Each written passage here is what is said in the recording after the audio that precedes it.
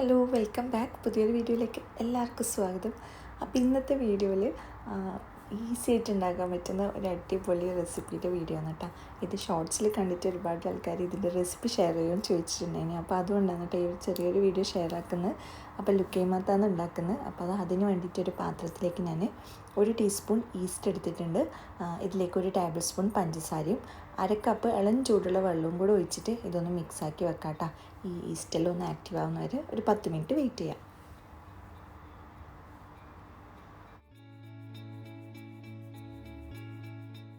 ഇനിയിപ്പോൾ ഇതാ വേറൊരു ബൗളിലേക്ക് 1 കപ്പ് മൈദ എടുത്തിട്ടുണ്ട്. പിന്നെ ഇതിലേക്ക് 1 ടേബിൾ സ്പൂൺ കോൺഫ്ലവറും 1 ടേബിൾ സ്പൂൺ മിൽക്ക് പൗഡറും ചേർത്ത് കൊടുക്കുക. 1 നുള്ളു ഉപ്പും കൂടെ ചേർത്തിട്ട് ഇതെല്ലാം കൂടി നന്നായിട്ടൊന്ന് മിക്സാക്കി എടുക്കുക.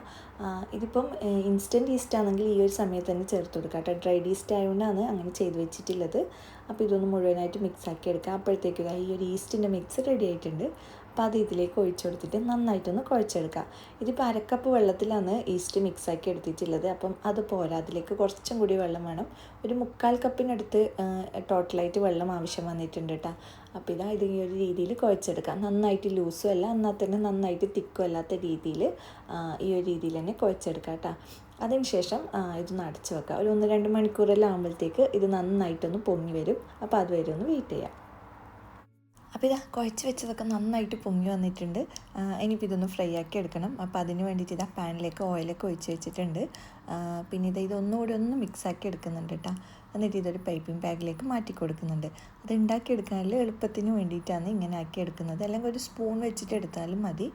അപ്പോൾ ഇതാ ഇങ്ങനെ ഒരേ സൈസിൽ തന്നെ ആക്കിയെടുക്കാം കേട്ടോ. അപ്പോൾ കാണാനും നല്ല ഭംഗിയായിരിക്കും. അപ്പോൾ ഇതാ ഇങ്ങനെ ഓരോരോ ബോൾസാക്കി എടുത്തിട്ട് ഈ ഒരു ഓയിലിലേക്ക് ഇട്ട് കൊടുക്കുക. ഓയിൽ നന്നായിട്ട് ചൂടായിട്ട് വരണം. അതിനുശേഷം ലോ ഫ്ലെയിമിൽ ഇട്ടിട്ട് വേണം കേട്ടോ ഉണ്ടാക്കിയെടുക്കാൻ വേണ്ടിയിട്ട്. അപ്പം ഇങ്ങനെ ഇത് ഓരോരോ ബോൾസാക്കി എടുക്കും. നമ്മൾ കയ്യിൽ കുറച്ച് വെള്ളമോ അല്ലെങ്കിൽ ഓയിലോ ആക്കി കൊടുക്കുക കേട്ടോ. 2-3 ആക്കുക, പിന്നെ വീണ്ടും വെള്ളമാക്കുക. കൈ ഡ്രൈ ആകുന്ന സമയത്ത് നമുക്കിത് നന്നായിട്ട് ബോളാക്കി എടുക്കാൻ പറ്റില്ല. അപ്പോൾ ആ ഒരു സമയത്ത് കുറച്ച് വെള്ളം അല്ലെങ്കിൽ കുറച്ച് ഓയിൽ അങ്ങനെ കയ്യിലാക്കി കൊടുക്കുക കേട്ടോ. എന്നിട്ട് ഈ ഒരു രീതിയിൽ ചെയ്തെടുക്കുക.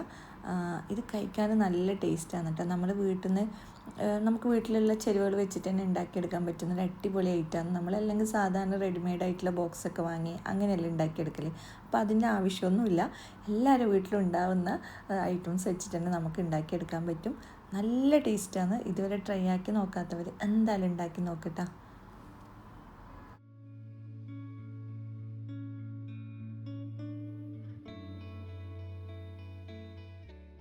അപ്പോൾ ഇത് പറഞ്ഞ പോലെ തന്നെ ലോ ഫ്ലെയിമിൽ വെച്ചിട്ട് കുക്ക് ചെയ്തെടുക്കാം കേട്ടോ. തീ കൂട്ടിക്കഴിഞ്ഞാൽ അകത്ത് കുക്കാവുകയും ചെയ്യില്ല, പുറത്ത് പെട്ടെന്ന് കരിഞ്ഞു പോവുകയും ചെയ്യും. അപ്പോൾ അതുകൊണ്ട് അങ്ങനെ ചെയ്തെടുക്കുക. അപ്പോൾ ഇതൊരു ബ്രൗൺ കളർ ആവുന്ന സമയത്ത് ഇത് ഓയിലിന് മാറ്റി കൊടുക്കാം കേട്ടോ. ഇത് റെഡി ആയിട്ടുണ്ട്. അപ്പോൾ ഇത് ലുക്കൈമാത്തിൽ ഫ്രൈ ചെയ്തെടുത്തിട്ടുണ്ട് കേട്ടോ. ഇത് അടിപൊളിയാണ്, ഭയങ്കര ഈസിയാണ് ഉണ്ടാക്കാൻ വേണ്ടിയിട്ട്. ഇതുവരെ ട്രൈ ആക്കി നോക്കാത്തവർ എന്തായാലും ഉണ്ടാക്കി നോക്ക്, എല്ലാവർക്കും ഇഷ്ടമാവും.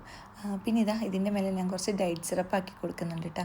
ഈ ഒരു ലുക്കൈമാത്തിന് നമുക്ക് പുറത്തുനിന്നെല്ലാം വാങ്ങിക്കുമ്പോൾ ഡേറ്റ് സിറപ്പാണ് കേട്ടോ കിട്ടൽ. ഹണീനേക്കാളും ഷുഗർ സിറപ്പിനേക്കാളൊക്കെ ടേസ്റ്റ് ഈ ഒരു സിറപ്പ് ഇതിൽ ചേർക്കുമ്പോൾ തന്നെയാണ് കേട്ടോ. അപ്പോൾ ഇതുണ്ടാക്കിയിട്ട് ചൂടോടെ കഴിക്കുകയാണെങ്കിൽ അടിപൊളിയാണ്. അപ്പം എപ്പം പറയുന്ന പോലെ തന്നെ വീഡിയോ എല്ലാവരും മുഴുവനായിട്ട് കാണുക. കണ്ടിട്ട് ഇഷ്ടമാണെന്നുണ്ടെങ്കിൽ ലൈക്ക് ചെയ്യുക, ചാനൽ സബ്സ്ക്രൈബ് ചെയ്യുക, സപ്പോർട്ട് ചെയ്യുക. അപ്പോൾ വീണ്ടും കാണാം. ബൈ.